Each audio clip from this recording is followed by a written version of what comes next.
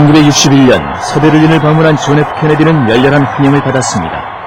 이것은 분단된 베를린의 상황을 잘 보여주었습니다. 미국과 연합국은 소련군이 서베를린 점령을 시도한 1948년부터 대비해왔습니다. 실제로 소련이 점령한 베를린 사람들은 미국과 연합국의 원조가 없었더라면 굶어 죽었을지도 모릅니다. 서베를린은 냉전의 초점지대가 됐습니다. There are some who say, in Europe and elsewhere, we can work with the communists. Let them come to Berlin. 소련과 미국은 1961년부터 라이벌이 됐습니다. 그러나 양국은 이미 1945년 4월 엘베 강가에서 만나 독일을 둘로 나누었습니다. 그래서 동독은 공산국가, 서독은 민주주의 국가가 됐습니다. 소련 지도자 스탈린은 동유럽 여러 나라의 공산 정권을 세워서 공산주의 위성국가로 만들었습니다. 영국의 윈스턴 처칠은 소련의 이런 공산권을 철의 장막이라고 표현했습니다.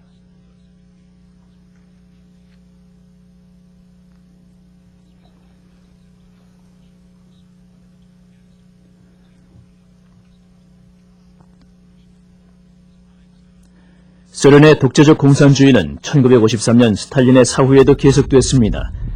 그의 후계자들은 보다 유연한 편이었습니다. 그러나 소련군은 1956년 헝가리에서 일어난 봉기를 무참히 진압했습니다.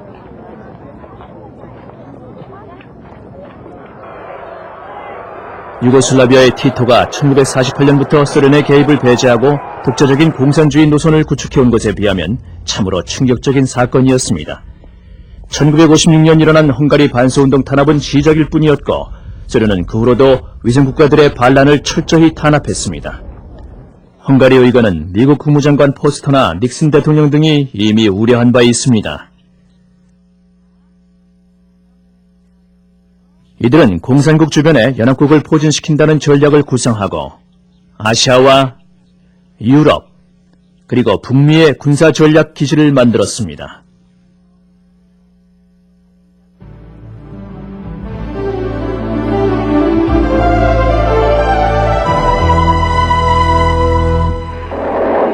프랑스에 이어 미국은 베트남의 공산화를 막기 위해서 1946년부터 1975년까지 전쟁을 벌였습니다.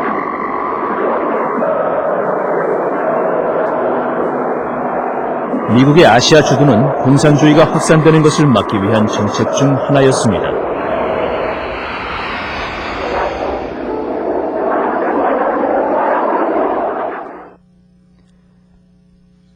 1947년 인도가 독립하자 다른 식민지들도 영향을 받기 시작했습니다. 아프리카에 있던 대부분의 영국 식민지들이 독립을 쟁취했습니다. 그리고 새 우표와 새 국기를 갖추고 영국 왕실이 보는 자리에서 독립기념일 행사를 개최했습니다. 무력 충돌은 거의 없었습니다. 프랑스와 벨기에는 아프리카에서 일어난 초기 민족주의 운동을 탄압했습니다. 알제리는 석유가 풍부했기 때문에 프랑스로서는 포기하기가 쉽지 않았습니다.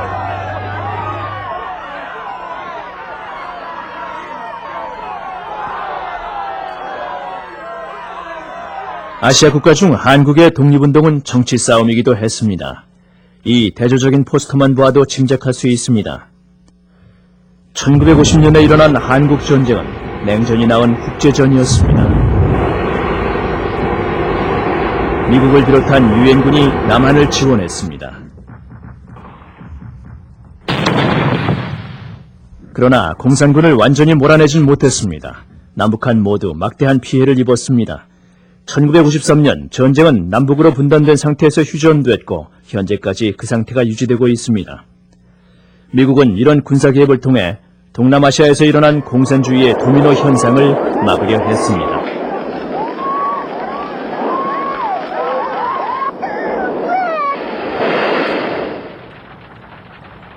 그러나 우수한 군장비를 갖춘 미군도 베트남의 공산화는 막지 못했습니다.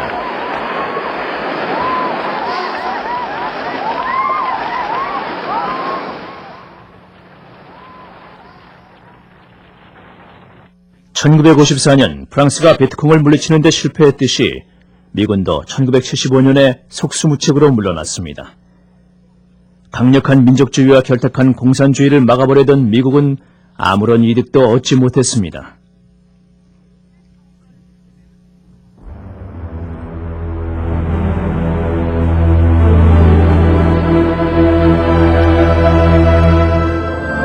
제2차 세계대전 후 살아남은 유대인들이 고향 땅 팔레스타인에 나라를 세우자 엄청난 파문이 일어났습니다.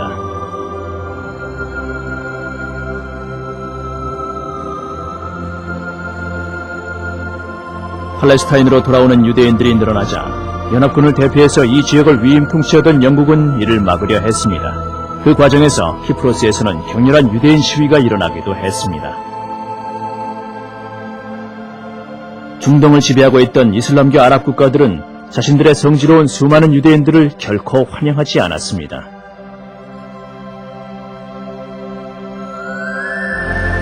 영국의 저지를 물리치고 팔레스타인으로 몰려온 유대인들은 아랍인들의 공격을 받았습니다. 그러나 유대인들은 무력으로 이스라엘을 세웠고 국민들을 위한 24시간 방어체제를 마련했습니다.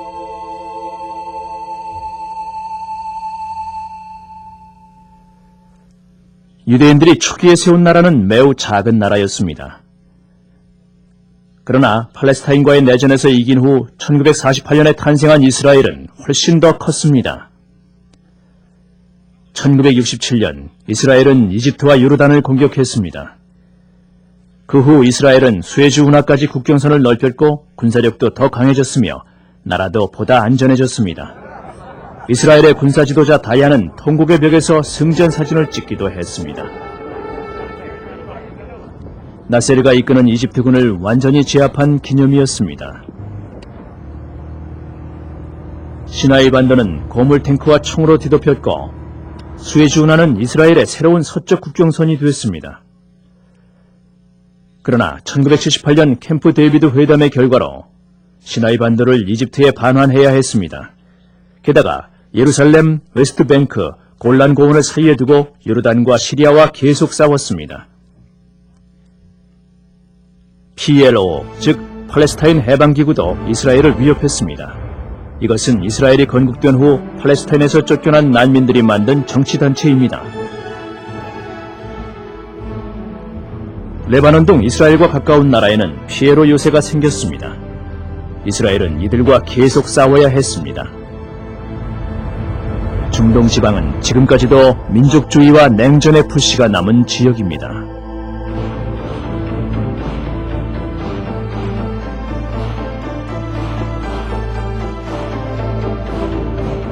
20세기 후반 중국의 역사는 마오쩌둥과 관련이 깊습니다. 그는 1930년부터 49년 사이에 민족주의자들과 일본을 견제하며 중국의 공산정권을 수립한 인물입니다. 초창기만 해도 마오쩌둥은 이웃 공산국가 소련과 가깝게 지냈습니다. 그러나 소련에 예속되는 게 싫었던 마오쩌둥은 60년대부터 독자 노선을 걸어갔습니다. 결과적으로 마오쩌둥은 중국 땅에 엄청난 긴장을 가져왔습니다. 마오쩌둥은 철저한 무산계급 혁명을 강조하며 문화 대혁명을 일으켰지만 경제적으로나 정치적으로나 후퇴하는 결과만 가져왔습니다. 소련은 인쇄물과 기록필름 등을 이용해 마오쩌둥을 비난했습니다. 극단적인 행동과 성격이 공산주의 노선에 적합하지 않다는 것이었습니다. 그러나 마오쩌둥의 후계자들에겐 그만한 카리스마가 없었습니다.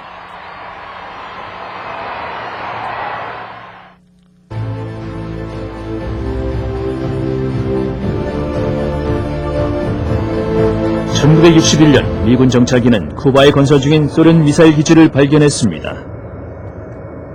소련은 1949년에 원자폭탄을 만들었고 1953년엔 수소폭탄까지 만들었습니다. 모스크바의 소련 지도자들은 소련의 군사력을 자랑하기 위해서 1940년대 후반부터 장거리 미사일과 중거리 미사일을 수집이라도 하듯이 생산했습니다.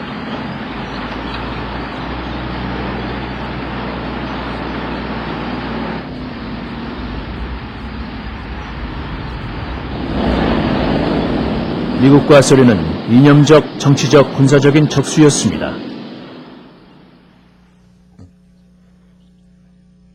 미국은 러시아의 장거리 미사일이 미국을 지나 북극까지 갈 수 있다는 사실을 알고 있었습니다.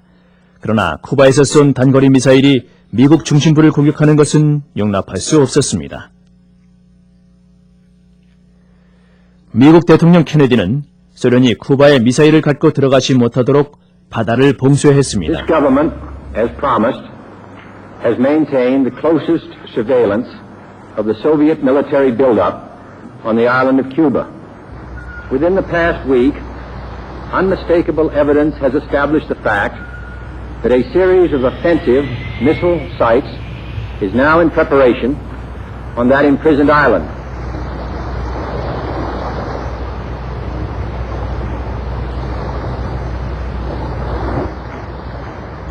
그러나 미국을 치려던 소련의 계획은 실패했고 소련은 후퇴했습니다. 이로써 양진영의 균형 상태는 계속 유지됐습니다.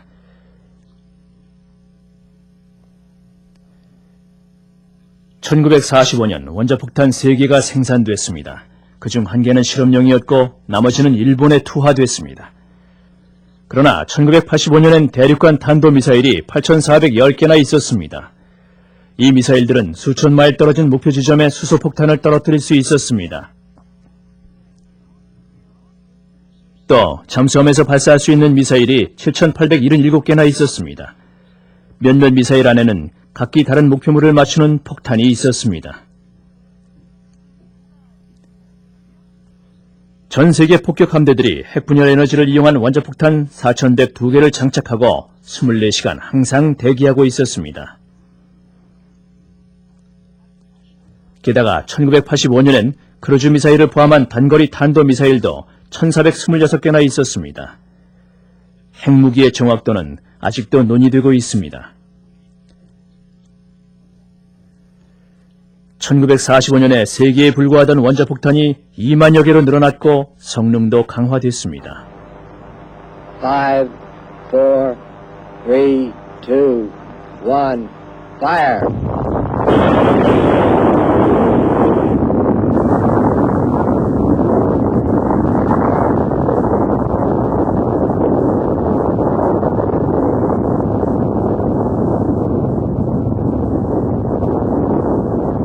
핵 방사선이 얼마나 위험한지 아예 모를 때는 함선들은 핵구름 속을 그대로 통과했고 선원들은 보호복도 없이 파손된 갑판 위를 걸어 다녔습니다.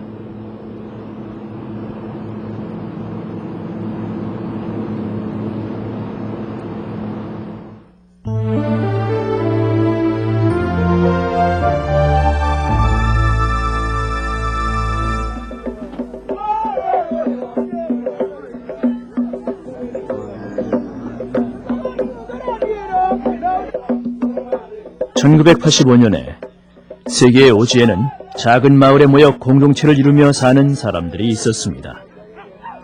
이들은 수천 년 전 조상들이 사용한 것과 비슷한 농기구를 이용해서 곡식을 재배하거나 가축을 키웠습니다.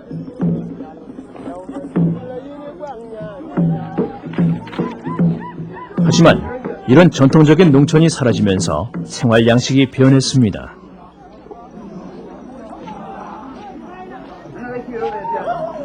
아프리카, 아시아, 인도, 라틴 아메리카에서 인구가 급격히 증가하자 이런 마을에도 심각한 위기가 닥쳤습니다.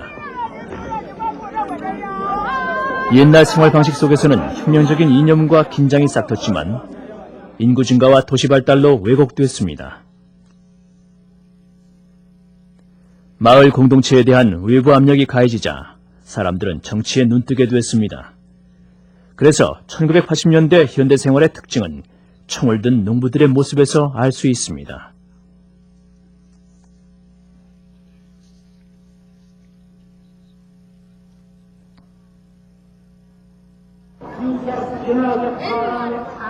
농부들과 전직 농부들의 가난과 어려움은 새로운 사상들을 자극했습니다.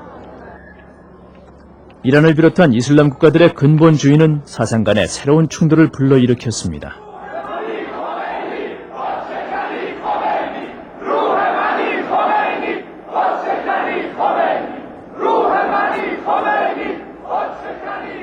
미국과 소련은 1945년부터 75년 사이에 초강대국적인 힘을 과시하고 자신들의 신념을 세계 방방곡곡에 퍼뜨리려 했습니다.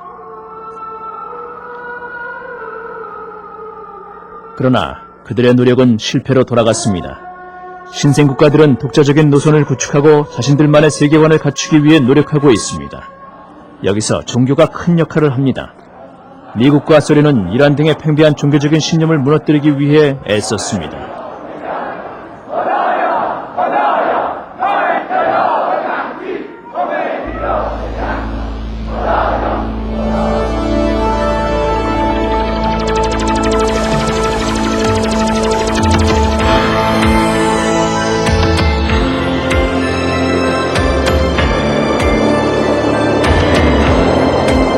(1957년 8월) 소련이 최초의 인공위성 스푸트니크를 발사하자 온 세상이 놀랐습니다.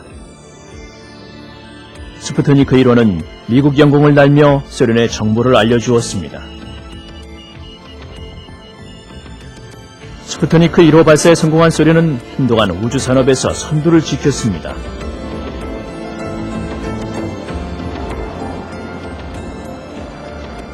(1961년) 소련은 미국 우주선보다 훨씬 크고 엄청난 힘을 지닌 유인 우주선을 발사했습니다.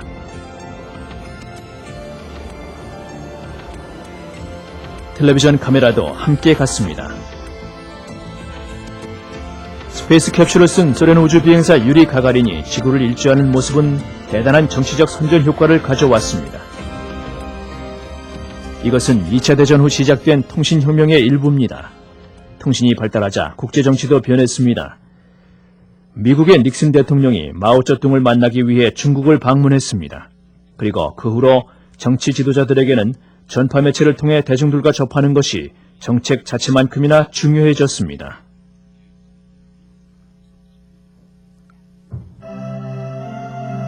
통신혁명은 문화, 음악, 무역에도 큰 영향을 끼쳤습니다. 팝 음악은 국제적인 상품이 됐으며 세계 20억 인구가 1985년에 개최된 라이브 에이드 공연을 시청했습니다. 이것은 각종 위성이 우주 공간을 날고 있기에 가능한 일입니다. 위성은 정보와 아이디어를 여기저기 빠르게 전달하는데 전에는 상상도 못할 일이었습니다.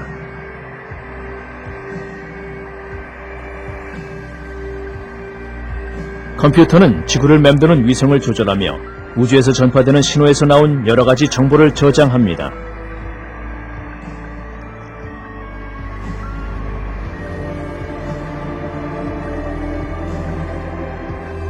저공 위성들이 수집한 정보와 사진을 이용해서 석유와 지하 자원을 찾고 군사적인 동향까지 쉽게 파악할 수 있습니다. 미국의 우주왕복선과 소련의 소유주 유인 우주선은 우주를 정복하기 시작했습니다. 이제 인간은 공기도 중력도 없는 곳에서 살 수 있습니다.